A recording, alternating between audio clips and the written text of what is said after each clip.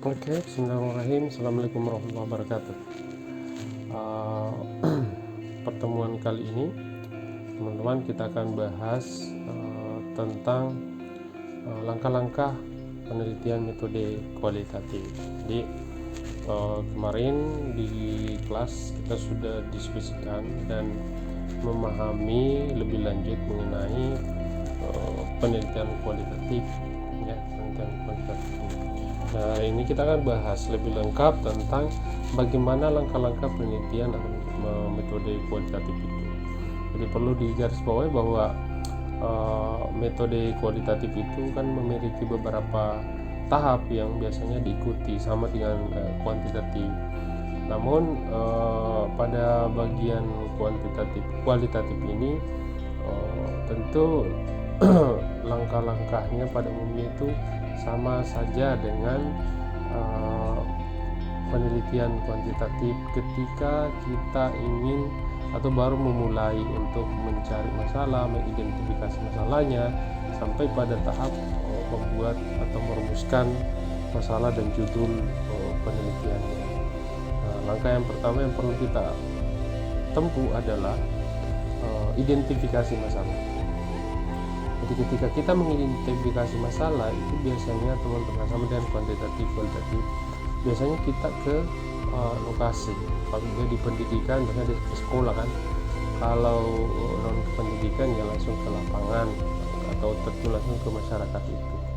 Nah, observasi yang dilakukan adalah kita melacak kondisi awal yang menurut kita ada kesenjangan di sana, ada masalah yang di sana yang menarik untuk dibahas, dan kita harus punya asumsi bahwa penelitian itu belum pernah dilakukan oleh orang lain. Nah, artinya masalah itu terjadi dan orang lain belum pernah menuliskannya dalam bentuk laporan penelitian. Nah, teman-teman punya kesempatan bagus untuk mengambil masalah ini dengan cara observasi. Kita lihat dulu, amati. Jadi mahasiswa kadang-kadang tidak bisa membedakan mana yang observasi awal, yang mana observasi lanjutannya. Di observasi awal ini sebelum kita membuat judul, apakah betul masalah itu masih ada di sana atau masih berlangsung, belum selesai. Kemudian apakah masalah itu bisa didekati atau bisa dituliskan dalam bentuk atau diteliti dalam bentuk penelitian. Observasi kita mengamati, kemudian wawancara awal, kita bisa konfirmasi ke informan awal kita, dari mana kita mendapatkan informasi mengenai masalah itu, dan siapa tokoh-tokoh atau siapa orang-orang yang berperan penting di dalam apakah menyelesaikan masalah atau yang menjadi pelaku utama di dalam terjadinya masalah itu, jadi masyarakat, ya. Selanjutnya, kalau masih bingung, itu kita cari lagi isu-isu masalah kontemporer yang terjadi hari ini. Jadi pertimbangan kita adalah isu-isu yang terjadi hari ini. Misalnya ini kan bulan Ramadan. Nah, teman-teman ingin melihat ini ada isu di masyarakat bahwa terjadi percampuran antara orang-orang Islam yang suku Mandar atau etnis Mandar yang ada di Majene dengan misalnya etnis Tiongkok yang sudah lama berdomisili di Majene juga misalnya. Itu terjadi.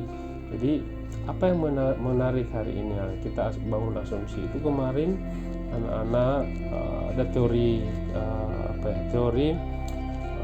interaksi sosial. Nah, anak-anak yang usia masih SD atau belum SD, si TK itu kan biasanya cari THR itu kalau hari Lebaran kan. Nah, pada Lebaran terakhir ini itu anak-anak ini sudah tidak mengatakan THR lagi, tetapi anak-anak di Majene sudah menyebutnya sebagai angpau. Nah, ini kan mulai percampuran kan, orang Tiongkok yang sudah beragama Islam di Majene itu justru menggunakan kata angpau ketika lebaran, dan itu berpengaruh terhadap anak-anak yang asli Majene misalnya, ya. Nah, sumber empiris seperti tadi itu sumbernya adalah pengalaman ini, tentu pengalaman ilmiah yang memenuhi ciri ilmiah itu, misalnya masuk akal atau logik misalnya. Apakah betul ada seperti itu? Nah, itu misalnya juga bersumber dari fenomena apa, interaksi sosial seperti apa yang terjadi di dalam masyarakat, terutama di masyarakat Majene misalnya, ya. Apakah berdasarkan tadi pengalaman, kemudian fenomena atau teori tadi, terus rasionalisme, artinya yang masuk logika atau akal, bagaimana dalam pandangan realisme dan seterusnya. Nah, ini yang bisa dijadikan sebagai sumber untuk mengidentifikasi masalah. Terus yang selanjutnya adalah kebaruan dan sumbangsi terhadap ilmu pengetahuan di masa depan. Nah, ini bahwa kalau masalah ini kita teliti secara kualitatif, kira-kira sumbangsi penelitian kita terhadap perkembangan ilmu pengetahuan itu seperti apa, dan apakah hasil penelitian kita itu mempunyai ciri prediksi, misalnya 5 atau 10 tahun ke depan, kira-kira bagaimana interaksi sosial antara masyarakat Majene dengan masyarakat Tionghoa yang ada di Majene. Nah, ini yang akan menjadi pertanyaan kita untuk meneliti. Jadi identifikasi masalah itu ya bisa dilakukan berdasarkan poin-poin ini. Nah, setelah itu kita sudah dapatkan masalah-masalah ini, misalnya itu tadi yang kita angkat, sudah terjadi proses interaksi sosial, ya. Nah, kita cari sumber masalah atau akar masalah yang menyebabkan terjadinya misalnya interaksi tersebut. Oh, ternyata yang menyebabkan itu terjadi, misalnya percampuran tadi itu, memang masyarakat Tionghoa sudah mampu beradaptasi dengan masyarakat Islam yang ada di Majene. Jadi artinya asli Majene atau suku Mandar yang ada di Majene sudah betul-betul berinteraksi penuh dengan masyarakat Tionghoa yang ada. Jadi artinya terjadi percampuran kebudayaan, misalnya terjadi percampuran bahasanya, misalnya tradisi dan seterusnya. Kalau misalnya di masjid seperti apa, itu bisa menjadi hal-hal yang kita jadikan bahan. Nah, kalau misalnya dia di sekolah, ya, kita mau melihat seperti apa misalnya peranan guru, jadi gurunya sekolahnya berprestasi, ya, atau sekolahnya bermasalah misalnya. Jadi kalau misalnya berprestasi, ada satu misalnya metode yang diterapkan oleh gurunya di sekolah sehingga anak-anak di sana berprestasi, dan itu metode itu tidak ada di dalam kurikulum pembelajarannya misalnya. Nah, itu bisa menjadi bahan juga untuk dijadikan bahan penelitian. Jadi kita mau lihat peran gurunya seperti apa. Nah, jadi itu kalau misalnya di sekolah, yang tadi itu di masyarakat. Kemudian solusi alternatif, setiap masalah itu dari akar masalah diberikan solusi penyelesaiannya. Nah, kita mau lihat tadi interaksi sosial misalnya. Jadi yang mau kita lihat adalah seberapa jauh, seberapa berkembangnya ini interaksi sosial, misalnya masyarakat Islam etnis Mandar dengan masyarakat Islam etnis Tionghoa yang ada di Majene sana, itu bisa. Nah, kemudian kita rumuskan masalahnya. Jadi berdasarkan identifikasi akar masalah dan solusi tadi, atau yang kita mau teliti tadi, kita rumuskan masalahnya. Jadi rumus misalnya bagaimana perkembangan interaksi sosial masyarakat Islam Mandar misalnya Majene dan masyarakat Islam Tionghoa yang ada di Majene. Kemudian faktor-faktor apa saja misalnya yang mempengaruhi proses interaksi sosial atau perkembangan interaksi sosial itu. Itu bisa jadi rumusan masalah. 2 saja itu sudah menarik untuk dijadikan bahan misalnya skripsi. Nah, ini baru kita rumuskan judul. Jadi judul penelitian berdasarkan masalah yang sudah kita rumuskan tadi. Berarti misalnya interaksi sosial ya, atau perkembangan interaksi sosial masyarakat Mandar Majene dengan masyarakat Tionghoa Majene. Nah, ini ya pendekatan kita, ya pendekatan itu tadi, teori interaksi sosial. Ini bisa menarik untuk dijadikan bahan kajian lebih lanjut. Jadi kadang-kadang mahasiswa ini kalau membuat judul penelitian itu tidak sistematis. Kenapa demikian? Itu mereka mulai dari membuat memang judulnya. Ada memang judul baru cari masalah. Nah, ini keliru. Karena judul itu baru kita bisa rumuskan itu kalau sudah kita ada masalah. Jadi proses identifikasi, cari akar masalahnya, kemudian kasih solusinya, baru kita bisa merumuskan masalah. Dari rumusan masalah itu kita tarik sebuah judul penelitian. Nah, ini yang sistematis ya. Jadi jangan dibolak-balik teman-teman mahasiswa. Selanjutnya ini bagan yang kita bisa lihat proses alur penelitiannya. Seperti yang tadi, kalau ini versinya Crasswell, misalnya topik atau subjek area sama sebenarnya, kemudian masalah penelitian, terus justifikasi atas masalah penelitian, jadi bukti berupa literatur, bukti dari pengalaman nyata dan seterusnya. Kemudian kesenjangan dalam bukti, ada tidak yang kurang di dalam bukti-bukti itu, kemudian apa yang perlu diketahui lebih lanjut mengenai bukti itu, kemudian kaitannya dengan pembaca, bagaimana penelitian ini dapat membantu pembaca. Jadi kalau misalnya kita studi literatur, pinjam pustaka kita itu paling tidak 5 tahun terakhir itu kalau sekarang ya sumber kebaruannya. Kemudian tentu penetapan dari tujuan penelitian itu penting ketika melakukan penelitian ini. Tujuan penelitian kita tidak boleh lepas dari rumusan masalah tadi. Jadi pertanyaan dalam tradisi kualitatif misalnya biasanya dimulai dari misalnya tadi rumusan masalahnya apa, bagaimana, dan mengapa. Ini yang sering muncul di rumusan masalah dan tujuan penelitian. Ini yang teman-teman mahasiswa bisa lakukan, bisa gunakan dalam membuat nanti proposal penelitian. Jadi kita nanti proposal penelitian itu sudah jadi, bisa review. Terus selanjutnya setelah pembuatan itu kita sudah studi literatur tadi misalnya 5 tahun terakhir. Nah, tentu selanjutnya adalah mengumpulkan data ya. Ketika proposal kita jadi, kita sudah meneliti.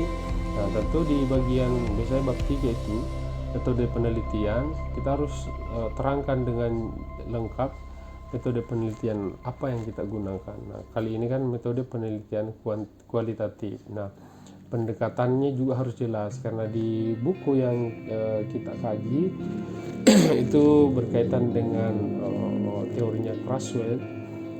Nah, itu yang misalnya kita boleh ambil itu ya, satu di antara ahli metode kualitatif dan dengan pemikirannya yang demikian ya.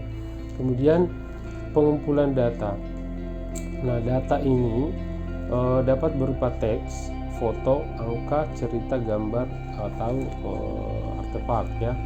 Nah, data penelitian ini. Data-data penelitian kalau misalnya dia teks, nah itu yang dipertimbangkan adalah instrumennya. Ya, instrumen itu alatnya untuk mengambil datanya nanti. Nah, foto, angka, cerita, gambar, dan seterusnya. Kalau foto ini katanya kalau dengan instrumen itu disebut dokumentasi.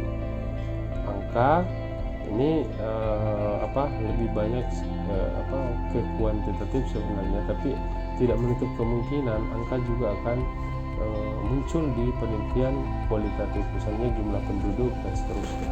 Kemudian cerita, tahu sumber kita memang misalnya dari cerita rakyat atau kisah-kisah, itu bisa menjadi data-data yang nantinya kita bisa tafsirkan. Kemudian gambar, ini dokumen, jadi semua ini dokumen ya, dan seterusnya. Kemudian Data penelitian kualitatif juga biasanya berbentuk teks, foto, cerita, gambar, artefak, dan bukan berupa angka hitung-hitungan. Jadi data penelitian ini bisa berbentuk teks. Ya, ini karena data utamanya adalah teks.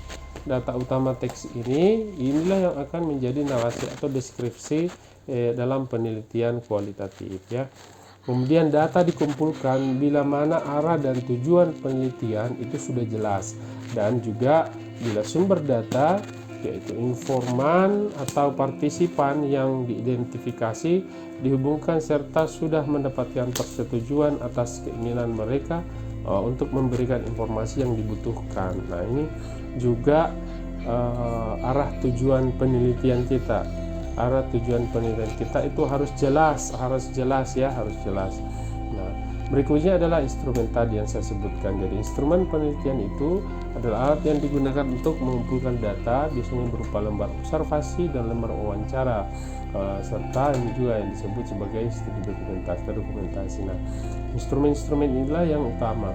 Nah, ketika membuat lembar observasi itu teman-teman harus menyesuaikan dengan tokohnya. Pendekatannya harus sesuai dengan tokoh yang kita pilih atau pendekatan pemikiran, misalnya tadi Krasner. Bagaimana Krasner membuat lembar observasi dan bagaimana menyesuaikan dengan konten analisis atau yang akan kita teliti. Sama juga dengan wawancara. Jadi instrumen wawancara tidak hanya dibuat begitu saja, pergi saja wawancara lepas dan seterusnya, tapi kita harus ada tema-tema atau ukuran-ukuran kaitannya dengan konten yang kita bahas. Begitupun dengan studi dokumentasi. Jadi ketika perjalanan justru ada bukti-bukti yang muncul dalam bentuk gambar atau foto dan seterusnya, itu yang lebih bagus lagi karena itu bisa nanti jadi bahan dukungan dari kualitas deskripsi kita di bagian pembahasan nanti. Nah, terus analisis data. Analisis data metode kualitatif ini bersifat induktif, yaitu mulai dari fakta, realita, gejala, masalah yang diperoleh melalui suatu observasi khusus. Dari realita dan fakta yang khusus ini kemudian peneliti membangun pola-pola umum. Jadi pola umum ini disebut sebagai pola induktif. Pola induktif ini berarti bertolak dari yang khusus ke yang umum. Nah, tentu kalau pola ini yang kita pakai, maka otomatis penelitian kita ini penelitian akan diukur atau yang sering juga disebut sebagai metode holistik. Jadi dia menyeluruh.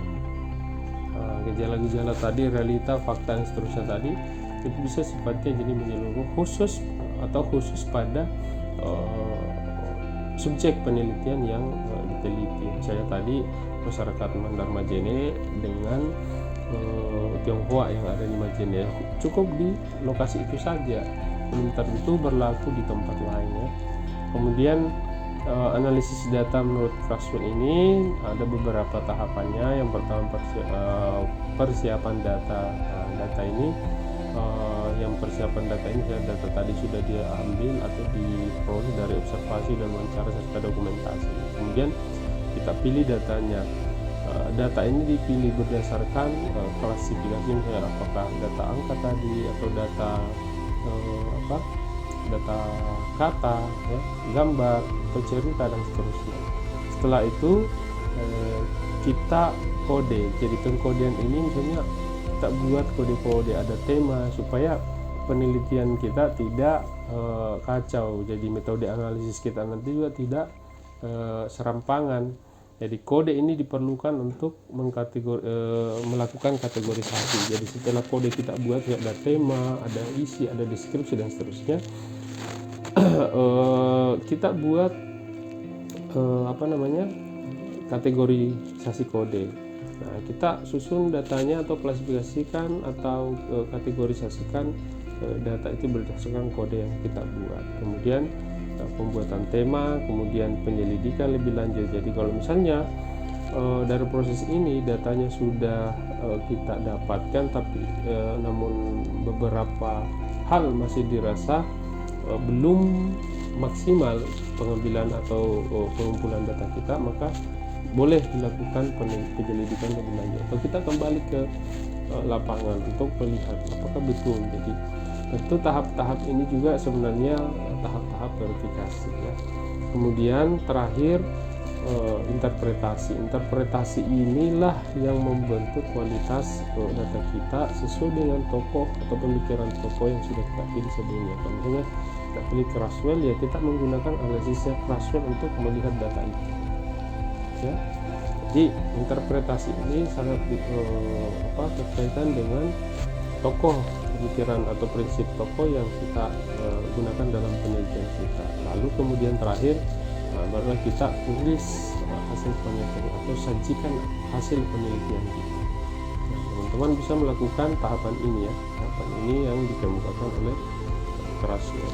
Perhatikan baik-baik kode sampai pada pembuatan temanya, setiap deskripsi kata yang sudah kita hasilkan dari proses misalnya observasi atau wawancara ya. Oke. Mungkin ini saja yang bisa kita bahas hari ini. Kita lanjutkan diskusinya di ruang sebelah. Sekian, terima kasih. Assalamualaikum warahmatullahi wabarakatuh.